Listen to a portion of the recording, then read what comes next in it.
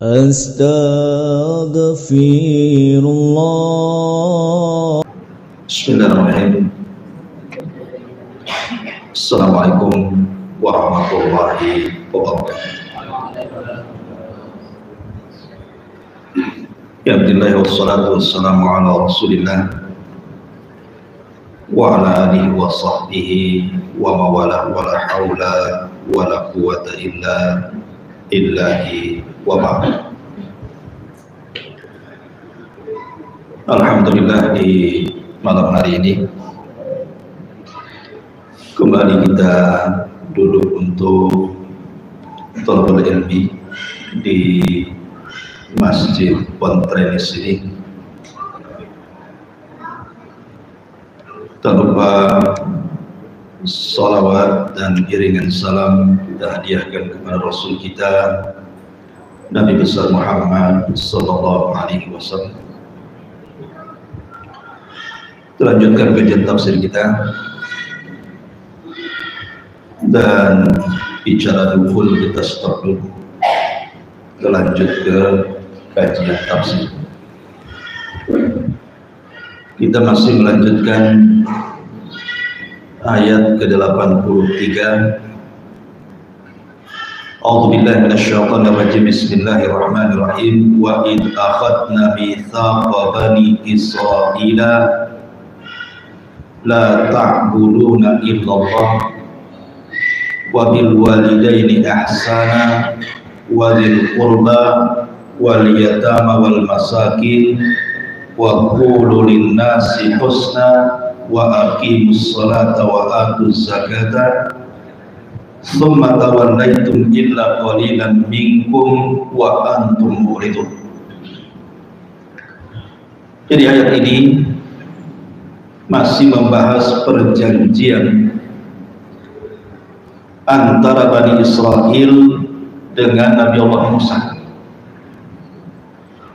dan kita sudah menjelaskan diantaranya tidak boleh menyembah kecuali kepada Allah, kemudian berbuat baik kepada kedua orang tua, kemudian kepada kerabat, kemudian kepada anak-anak yatim dan miskin.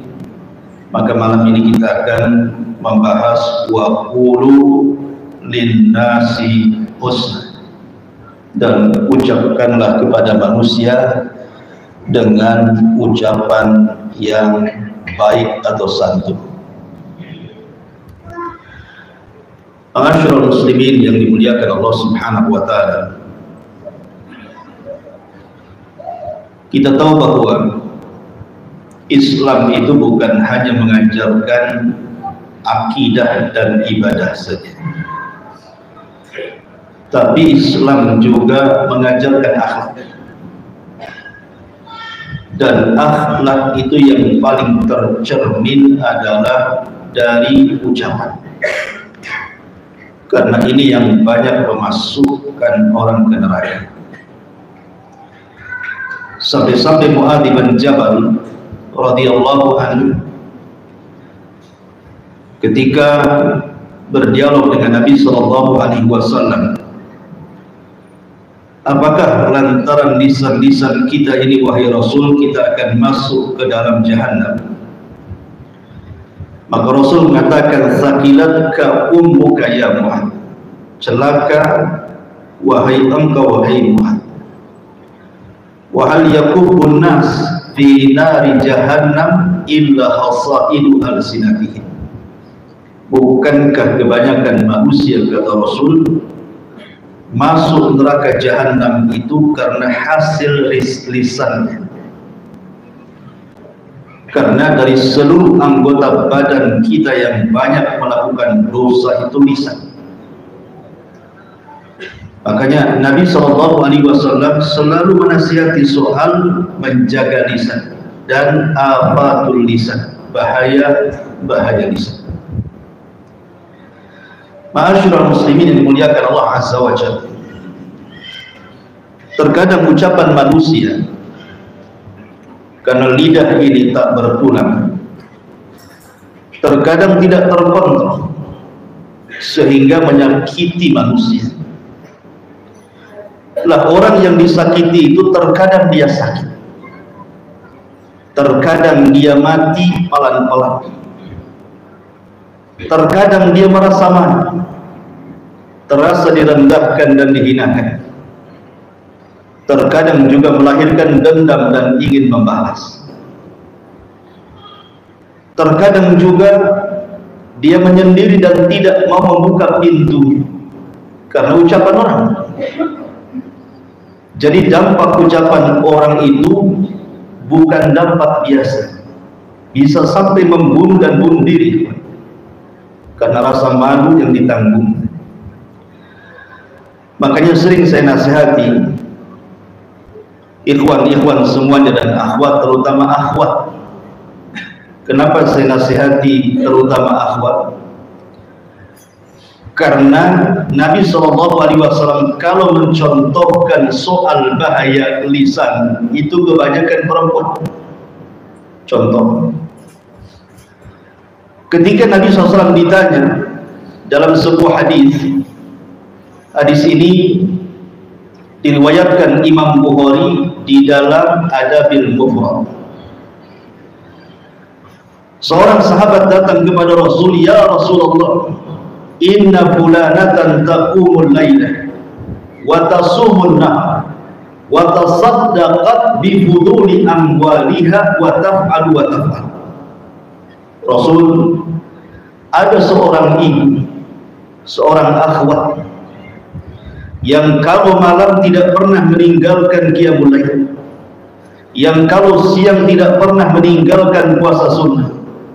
Tidak ada tempat yang harus disedekahkan kecuali dia bersedekah di situ, dan dia banyak melakukan kebaikan ini dan itu. Tapi kekurangannya satu, Rasul, walakin tu'dhi jiranaha bilisaniha. Tapi wanita ini suka menyakiti tetangganya dengan lisannya. Lisannya setajam silet katar. Jadi orang kalau ngomong itu nyelekit bahasa kita. Apa kata Nabi SAW? La khaira fiha, hiya min ahlin nar, hiya min ahlin nar. Wanita itu tidak ada kebaikannya, bahkan wanita itu layaknya masuk kepada penduduk neraka. Kemudian sahabat ini bertanya lagi, "Ya Rasulullah, inna fulanatan la tusalli illa al-maktubah wa la tasumu illa Ramadan wa la tatasaddaqat bi fuduli amwaliha wa la taf'al wa la taf'al." Rasul, wanita yang satu ini dia jarang sholat malam, jarang sholat sunnah tapi menjaga yang wajib, jarang puasa sunnah tapi dia jaga Ramadan. Dia tidak pernah bersedekah. Dia tidak seperti yang pertama banyak melakukan kebaikan ini dan itu. Walakin la tu'dhi jiranaha bilisannya, tapi dia betul-betul jaga lisannya. Maka Nabi SAW mengatakan, hiya min ahlil jannah. Wanita itu pasti masuk surga. Dia Rasul kalau bersabda ini mencontohkan wanita. Yang ditanyakan sahabat ini wanita, karena biasanya yang banyak bicara itu wanita. Kalau laki-laki banyak bicara dianggap mak-mak biasanya, mulut mak-mak katanya. Kalau laki-laki banyak ngomong, laki-laki itu jangan ngomong, main tampar aja. Ma'asyiral muslimin yang dimuliakan Allah Azza wa Jalla, makanya saya nasihatkan kepada antum, kasihi manusia, sayangi manusia, obati luka manusia. Orang-orang yang kita sakiti dengan lisan kita itu, mereka sudah lelah, sudah capek, mereka sudah punya pekerjaan di rumahnya, sudah mengurus anak-anak, mungkin suaminya bekerja dari pagi sampai sore, memeras keringat, banting tulang, kaki di atas, kepala di bawah, bahasanya gitu. Sudah lelah mereka dengan kehidupan mereka, tiba-tiba antum pula kemudian lebih melelahkan mereka dengan ucapan. Mereka sudah lelah, kita buat lelah lagi. Karena ucapan manusia yang menyakitkan itu lebih melelahkan dibandingkan dia bekerja dari pagi sampai sore. Kalau seandainya orang itu lelah karena kerja, minum jamu, diurut, tidur, pagi segar. Tapi kalau orang kemudian dicaci, dimaki, dihina, dihibah, direndahkan, dilecehkan, itu sakitnya itu di sini, sakitnya itu di hati. Bangun tidur itu nggak akan, nggak ada pil yang bisa untuk mengobati, nggak ada. Puyar bintang 7 pun tak bisa. Kenapa demikian? Karena kalau orang sudah tersakiti, sulit untuk dihilangkan itu sakit hatinya, sulit sekali. Makanya meminta maaf itu berat, dan yang memaafkan jauh lebih berat lagi. Oleh karena itulah maka sayangi mereka, jangan disakiti.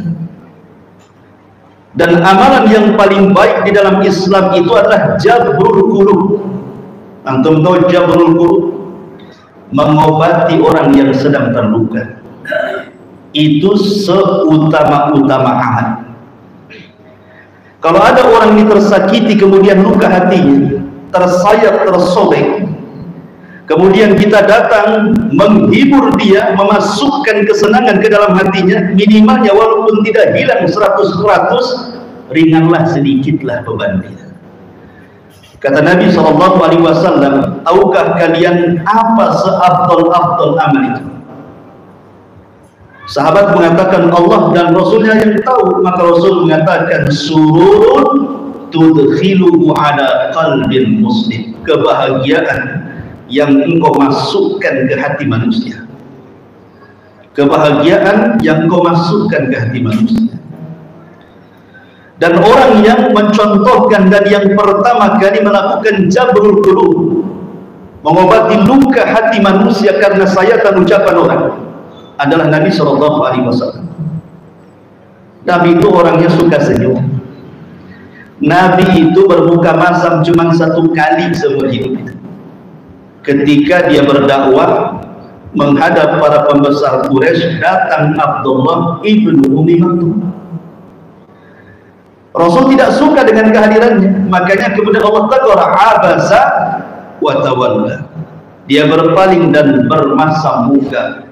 Itulah seumur hidup Rasul cuma 1 kali masam muka. Selebihnya Rasul itu tabassum, selalu tersenyum. Tabassumuka li akhika sadaqah. Senyum kamu yang kau lemparkan kepada saudaramu itu sedekah. Kalau kita terbalik, lebih banyak masam mukanya dibandingkan senyumnya. Kenapa demikian? Tak tahu, mungkin sering makan asam, tak tahu juga. Ma'asyiral muslimin yang dimuliakan Allah Azza wa Jalla, ada satu kisah yang menarik. Kisah ini diriwayatkan Imam Bukhari dari Anas ibn Malik radhiyallahu anhu. Kana rajulun min ahli al-badiyati ismuhu Zahir. Dari Anas bin Malik radhiyallahu anhu, ada seorang laki-laki dari penduduk Baduy namanya Zahir. Zahir ini seorang budak. Dia sangat mencintai Nabi SAW. Suatu ketika Nabi SAW berkunjung ke tempat Zahir ini. Kemudian yahdilin Nabi SAW al-hadiyata minal badiyah. Maka Zahir pun memberikan hadiah kepada Rasul, hadiah dari desa, dari Badu. Dan Nabi SAW tidak pernah menolak hadiah. Rasul itu hanya menolak sedekah. Kalau hadiah diterima. Kalau kita main embat saja, mau sedekah, mau hadiah, mau dompet nemu di jalan. Jadi akhirnya kemudian suatu hari Nabi SAW itu tidak pernah melupakan kebaikan orang. Lain dengan kita, selalu melupakan kebaikan orang. Sudah ditolong, pinjam hutang, dihutangi, itu kan kebaikan. Harusnya kita balas, kembalikan uang itu kan. Ini tidak. Yang garang, yang hutang dibandingkan yang dihutangi. lebih garangnya soal dia punya duit. Jadi manusia yang paling tahu kebaikan orang itu adalah Nabi. Jangan pernah melupakan kebaikan manusia siapapun, apalagi dia seorang pendakwah agama yang sudah memberikan ilmu kepada anda. Doakan mereka. Ustaz-ustaz yang pernah mengajarkan ilmu kepada antum, kalau mereka masih hidup kita katakan hafizahumullah, semoga Allah menjaga mereka. Kalau mereka sudah meninggal, rahimahumullah, semoga Allah merahmati mereka. Jangan sombong. Akhirnya kemudian Nabi SAW ingin datang ke rumah Zahir. Dicarinya Zahir tidak ada. Rupanya Zahir sedang di pasar, sedang ke pasar. Kemudian orang-orang beritahu Zahir ada di pasar. Nabi Rasul pun ke pasar. Maka tahu bahwa satu pasar, siapa yang tidak kenal Nabi Sallallahu Alaihi Wasallam? Rasul seorang yang dihormati, tiba-tiba melihat Zahir. Zahir ini orang yang kecil, mungkin bahasa kitanya cebol gitu, kecil. Tiba-tiba dipeluk dari belakang, dipeluk dari belakang. Orang-orang pun mentertawakan yang dilakukan Nabi Shallallahu Alaihi Wasallam, karena Zahir tidak tahu siapa yang memeluk di belakang. Tiba-tiba dia melirik sedikit, rupanya Nabi Shallallahu Alaihi Wasallam. Senang dia, maka Nabi Shallallahu Alaihi Wasallam kemudian memasukkan kesenangan kepada Zaid dengan bercanda. Apa kata Nabi Shallallahu Alaihi Wasallam? Man yashtari hadal abd, siapa yang mau membeli budak ini? Bercanda Rasul mengatakan seperti itu. Kata Zahir, ya Rasulullah, idzan wallahi tajidu likasi, dan Rasul siapalah yang mau membeli aku? Aku ini orang yang jelek, tidak ada orang yang mau membeliku. Maka Nabi SAW mengatakan, bal anta indallahi ghalin. Tidak wahai Zahir, mungkin di mata manusia kau diremehkan, tapi engkau memiliki kedudukan di hadapan Allah. Begitu Rasul memasukkan apa? Jabrul qulub, ya. Makanya jangan sakiti orang. Biasakan kita ini menghibur orang. Walaupun kita sedih, dapat hibur orang, supaya dengan menghibur orang kesedihan kita pun berkurang. Ma'asyiral muslimin yang dimuliakan Allah Subhanahu wa taala. Atau kita lihat bagaimana Nabi Shallallahu Alaihi Wasallam datang ke rumah Ummu Salamah. Ketika itu Ummu Salamah sedang sedih sekali karena suami yang dicintainya meninggal dunia, Abu Salamah. Yang di dunia tidak ada manusia yang dicintai melebihi Abu Salamah, kata Ummu Salamah. Tak tahu istri aku ngomong itu, nggak saya dapat. Tetapi Nabi SAW melihat kesedihan di mata Ummu Salamah, dia ingin menghibur dan mengatakan, ya Umma Salamah, quli Allahumma jurni fi musibati. Wahai Ummu Salamah, katakan, angkat kedua tanganmu kepada Allah, ya Allah berikan pahala kepadaku atas musibah yang menimpa. Dihibur. Ya. Ini enggak datang ke orang yang sedang musibah pulang bawa berkat. Antum yang bawa berkat harusnya. Ma'asyiral muslimin yang dimuliakan Allah Subhanahu wa taala. Oleh karena itulah maka istri Nabi SAW Khadijah terpengaruh dengan akhlak Rasul. Kurang apa Nabi SAW dicaci maki orang Quraisy, dikatakan pendusta, tukang sihir, macam-macam, sampai diboikot. Ketika pemboikotan Bani Hashim 3 tahun berturut-turut sampai orang kelaparan, sampai harta Khadijah habis untuk memberikan makan ke dalam pemboikotan itu. Setelah kemudian hilang pemboikotan 3 tahun, Khadijah yang sudah tua banget mencari Nabi SAW. Rupanya Rasul ada di Bukit Safa. Maka kemudian ketika Rasul berada di Bukit Safa itu, Khadijah langsung naik, kadang jatuh, kadang juga berjalan, bawa makanan, bawa minum untuk suaminya tercinta Rasul SAW. Tiba-tiba Jibril turun dan mengatakan, ya Muhammad, sebentar lagi Khadijah akan datang. sampaikan salam dariku dan dari Allah. Tidak ada manusia yang mendapatkan salam dari Allah kecuali Khadijah. Sampaikan salamku dariku dan dari Allah. Aisyah dapat salam dari Jibril, tapi tidak dapat salam dari Allah. Katakan kepada Khadijah, wa basyirha bi baitin la khasaba fiha wa la nasab. Sampaikan juga kepada Khadijah, dia akan mendapatkan istana di surga, di dalamnya tidak ada kelelahan dan tidak ada kebisingan, karena dia tidak pernah membuat bising suaminya. Lain dengan istri antum, sibuk bising aja, pulang bising, pergi bising. Makanya Khadijah tidak pernah berbuat bising kepada suaminya. Allah berikan rumah yang tidak ada kebisingan dan tidak ada kelelahan, karena Khadijah tidak pernah membuat lelah suaminya. Kemudian Khadijah melihat raut muka yang Rasul yang lelah menanggung risalah Allah Azza wa Jalla. Sanulki alika qaulan tsaqila, yang menyampaikan risalah yang sakil, yang sangat berat. Dipeluknya Rasul, kemudian Khadijah pun membisikkan di telinga Nabi agar ingat akan nasihat Waraqah ibn Naufal, bahwa siapapun yang membawa apa yang kau bawa pasti akan disakiti. Bersabarlah wahai suami. Maka diperlukan itulah malaikat maut datang dan mencabut nyawa Khadijah. Khadijah meninggal di pelukan Rasul, dan Rasul meninggal di pelukan Aisyah radhiyallahu anha. Kembali ma'asyiral muslimin yang dimuliakan Allah Subhanahu wa taala. Oleh karena itulah maka di sini Allah Subhanahu wa taala perintahkan wa qulu lin-nasi husna, ucapkan ucapan yang santun kepada manusia. Kata Nabi sallallahu alaihi wasallam, "Man kana yu'minu billahi wal yawmil akhir falyaqul khairan aw liyasmut." Itu. Barang siapa yang beriman kepada Allah dan hari akhir, katakan ucapan yang santun, kalau tidak bisa. Tetapi saya ingin menasihati juga, ini risalah kepada orang-orang yang mungkin hatinya sudah disakiti manusia, hatinya sudah pecah dan retak karena ucapan manusia.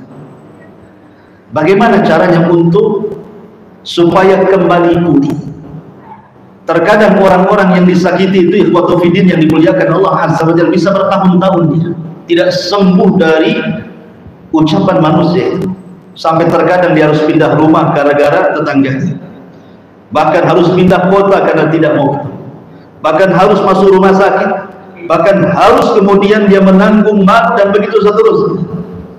Kalau seandainya kita ini anggaplah orang atau korban yang disakiti manusia, kira-kira apa yang harus antum lakukan?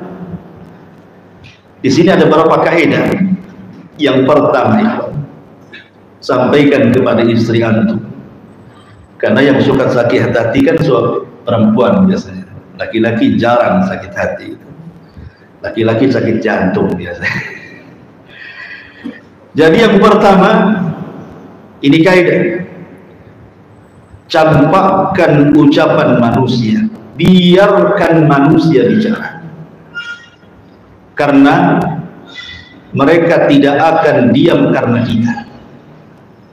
Sejak diciptakan manusia yang namanya Adam dan Hawa, manusia itu sudah bicara. Bukan sekarang-sekarang saja bicara itu. Sejak zaman Adam manusia sudah bicara. Dan Allah ketika menciptakan manusia bisa bicara, bukan berarti kemudian orang itu diciptakan bisa bicara. Bicaranya itu untuk membicarakan kita semua. Tidak. Sekali-kali saja membicarakan kita, lebihnya membicarakan orang. Mungkin lagi kesel aja dengan kita, dia bicara dengan kita kan. Tapi Allah tidak menciptakan dia bisa bicara untuk kita kan. Memang manusia sudah bicara. Maka jangan pernah kemudian menyetop manusia untuk diam karena kita. Manusia akan tetap bicara sampai kapanpun mereka akan bicara, karena manusia diciptakan untuk bicara masalahnya. Oleh karena itulah maka campakkan ucapan manusia, Jadilah, kata para ulama, nasihat yang baik, antum lihat matahari dan antum lihat awan yang hitam. Banyak orang yang mencela matahari kan? Banyak orang yang mencela panas sekali. Kapan hujannya? Banyak orang yang mencela panas. Tapi apakah gara-gara matahari dicela karena panasnya tiba-tiba matahari kemudian besoknya tidak terbit? Tetap terbit dia. Ada matahari, kalau bahasa Sundanya kundung gitu. Kalau bahasa apa bahasa sini? Kundung itu apa itu? Bahasa Sunda. Kalau bahasa kitanya apa ya? Kecewa gitu. Gara-gara ucapan orang nggak mau terbit lagi dia. Kalau bahasa kita nggak mau berkawan lagi gitu. Jadi atau kita melihat awan hitam. Ada orang yang mencela hujan kan? Asik hujan saja, nggak bisa caci maki hujan. Ada kok sebagian orang awam itu yang hujan pun dimaki dia. Tapi apakah gara-gara kemudian hujan akhirnya dimaki, kemudian besoknya tidak hujan dan seterusnya tidak hujan? Tidak, juga tetap aja dia hujan. Maka jadilah matahari dan awan. Kalaupun antum dicaci maki, biarkan saja.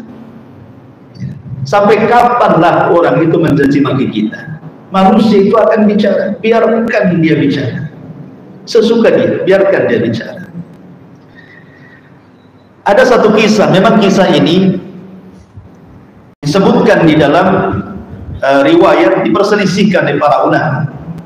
Kisah ini lebih dekat ke lemah dibandingkan ke sahih. Ketika Allah Subhanahu wa taala mengatakan, ya ayyuhalladzina amanu la takunu kalladzina adaw Musa fabarra'ahu Allahu mimma qalu wa kana indallahi wajiha. Wahai orang-orang yang beriman, janganlah seperti orang-orang yang menyakiti Nabi Musa dengan lisannya. Maka Allah Subhanahu wa taala melepaskan ucapan-ucapan itu, menyelamatkan Nabi Musa, dan Allah berikan kedudukan yang tinggi Musa di hadapannya. Ikhwan, Nabi Musa itu nabi yang paling masyhur dari nabi-nabi Bani Israel. Tidak lepas dari cacian Bani Israel. Dia nabi yang paling banyak dimaki sama Bani Israel. Sampai Allah mengatakan, jangan seperti orang yang suka menyakiti Musa dengan ucapannya. Makanya Rasul sampai mengatakan, rahimallahu akhu Musa udhiya katsiran wa sabar. Semoga Allah merahmati Nabi Musa, banyak ujiannya dari Bani Israel dan dia pun sabar. Jadi suatu ketika Musa ini, kemudian dia kan kalimur rahman, nabi yang suka berbicara dengan Allah Azza wa Jalla. Itulah kunyah yang disematkan kepada dia. Jadi dia mengatakan kepada Allah Subhanahu wa taala, ya Rabb, innan nas yaquluna fiyya ma laysa fiyya. Ya Rabb, manusia ngomong macam-macam tentang diriku padahal aku tidak pernah memiliki apa yang mereka katakan. Tolong lepaskan dari keburukan mereka. Apa jawaban Allah Subhanahu wa taala? Ya Musa, lam aj'al dzalika li nafsi fa kaifa aj'aluhu laka. Ya Musa, jangan lagi dirimu, aku pun tidak selamat dari celaan makhluk. Allah saja dicela, apalagi Nabi Musa, apalagi kita. Allah dikatakan salisu salasa, satu di antara tiga Tuhan. Allah Subhanahu wa taala dikatakan bakhil oleh orang-orang Yahudi. Mereka mengatakan, innallaha fakir wa nahnul aghniya. Allah itu fakir, kami yang kaya, kata orang Yahudi. Aku saja loh tidak lepas dari celaan makhluk, apalagi kamu, katanya, apalagi antum. Paham ya? Maryam, ibu-ibu dengarkan ya, di atas ke di bawah, samping kiri ke samping kanan, di mana-mana lah pokoknya ibu. Maryam itu wanita suci, tidak pernah keluar dari mihrabnya. Kerjanya hanya ruku, sujud, zikir, ibadah. Itulah Maryam. Tetapi wanita sesuci Maryam tidak lepas daripada tuduhan. dituduhnya dia berzina, dan Isa anaknya dikatakan anak zina. Sampai sekarang orang-orang Yahudi menganggap Maryam itu berzina. Ummul Mukminin Aisyah radhiyallahu anha juga sama mendapatkan tuduhan kan dari siapa? Dari orang-orang munafik bahwa Aisyah berzina dengan Safwan ibn Mu'attil, sampai tersebar tuduhan zinahnya Aisyah dengan Safwan pada tidak benar di seantero kota Madinah. Kalau saat itu ada WhatsApp, kalau saat itu ada Instagram, kalau saat itu ada YouTube, mungkin akan dibuat media oleh orang-orang munafik untuk disebarkan berita hoax. Kalau sekelas Aisyah radhiyallahu anha, Maryam tidak lepas dari celana, apalagi emak-emak di atas, lebih lagi dicela. Jadi campakkan ucapan manusia, jadikan ucapan manusia seperti ghubar. Tahu ghubar? Seperti debu, biarkan mereka bicara. Mereka itu tidak akan berhenti bicara. Mereka terus bicara. Karena mereka terus bicara, ngapain kita ladeni? Biarkan saja. Ma'asyiral muslimin yang dimuliakan Allah Azza wa Jalla. Yang kedua, ini penting. Berjalanlah antum dengan takdir Allah. Berjalanlah dengan takdir Allah. Sehebat apapun manusia mencaci maki antum, tidak akan mengurangi rezeki antum. Enggak akan. Sehebat apapun manusia merendahkan, menghina dengan kata-katanya, tidak mungkin memendekkan umur antum. Contohnya, Nabi SAW dicela oleh pamannya Abu Lahab. Tabbat laka sa'iral yawm, alihada jama'tana. Celaka wahai Muhammad, satu hari ini, untuk ini kau kumpulkan kami semua. Kemudian dimakinya Nabi SAW. Itu dari Abu Lahab. Belum dari Abu Jahal. Mengumpulkan orang, kira-kira yang layak tuduhan kepada Muhammad itu apa? Muncullah kalimat sahir, muncullah kalimat kahin, muncullah kalimat syair, muncullah kalimat majnun, dan begitu seterusnya. Tiba-tiba terjadi perang Badar. Siapa yang wafat duluan? Abu Jahal mati duluan. Yang mencela Nabi, dia yang wafat duluan. Abu Lahab mati duluan. Musuh-musuh Nabi yang mengatakan kau gila, kau tukang sihir, kau ini, mati semua di perang Badar. Rasul masih hidup. Jadi berjalan dengan takdir Allah Azza wa Jalla. Celaan manusia tidak mengurangi umur kita. Biarkan. Seserah mau mencela. Dan juga tidak mungkin mereka mengambil rezeki kita. Karena biasanya orang yang mencela itu karena dia tidak punya yang kita miliki, makanya kita dicelanya. Kalau dia memiliki yang kita miliki, tentu tidak akan mencela karena buruk akhlak. Orang-orang yang mencela kita itu karena dia tidak memiliki apa yang kita miliki, makanya dicela kita ini. Nabi SAW dicaci maki oleh orang Mekah sampai hijrah ke Madinah. Belakangan dia yang membuka kota Mekah. Balik lagi kepada Nabi. Siapa lagi? Nabi Musa alaihi salatu wassalam terusir dari Mesir, kemudian sampai ke Madian, balik lagi dia ke Mesir dan membawa Bani Israel. Begitulah manusia itu, tidak lepas dari takdir. Dia ngomong begitu kepada kita, memang sudah takdirnya. Biarkan seperti itu dia ngomong, tidak perlu ditanggapi, mungkin takdirnya seperti itu. Kenapa Allah Subhanahu dalam Al-Quran mengatakan ketika bercerita tentang seburuk-buruk suara dalam surah Luqman, apa kata Allah? Inna angkarul aswat la sautul hamid. Seburuk-buruk suara itu adalah suara keledai, bukan kedelai, keledai. Ya. Itu seburuk-buruk suara kata Nabi. Allah yang menciptakan keledai, Allah yang membuat bicara keledai, Allah yang mengatakan seburuk-buruk suara keledai. Apa maksudnya? Allah yang menciptakan keledai, Allah yang menciptakan suara keledai, Allah pula yang mengatakan seburuk-buruk keledai. Jadi kalau ada orang yang buruk ucapannya, dia yang menciptakan Allah, ya kan? Dia pula yang menciptakan manusia bisa bicara. Kemudian berbuat buruk kepada kita dengan ucapannya, maka Allah mengatakan dia orang yang seburuk-buruk manusia. Jadi ada orang-orang itu kayak keledai.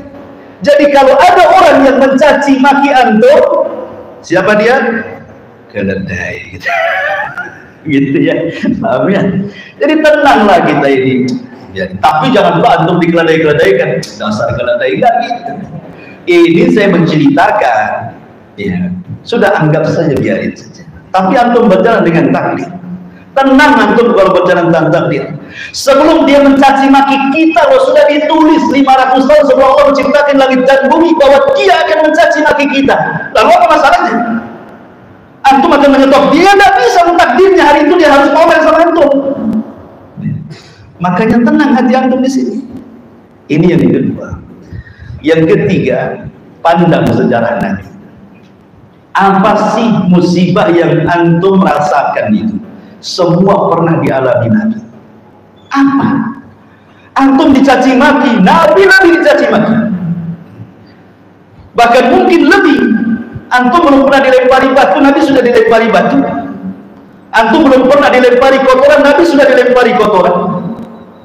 Antum belum pernah diletakkan duri-duri depan rumah, Nabi sudah letakkan duri depan rumah. Dia sekarang beling atau paku gitu. Biasanya paku itu ditaruh di jalan-jalan sama bengkel tambal motor. Kalau tidak jujur itu. Jadi lihat sejarah Nabi. Kalau sejarah Nabi itu kita lihat dari sisi musibahnya ya, kita tenang ya. Ya sejarah Nabi itu kan konflik dari lahir sampai meninggal. Tapi kita lihat musibah yang diderita Nabi. Kalau kita katakan anak kita meninggal, Nabi loh anak-anaknya meninggal dunia semua. Ada yang bayi, ada yang besar. Kalau kita merasa kita ini fakir miskin, Nabi pun pernah fakir miskin mengembala kambing fil qararit, di tempat-tempat orang kaya, orang Arab yang sedikit upahnya. Kalau kita pernah sakit, Nabi juga sakit. Apa masalahnya? Makanya kalau seandainya kita dicela, Nabi saja dicela, tenang kita. Ini poin yang ketiga.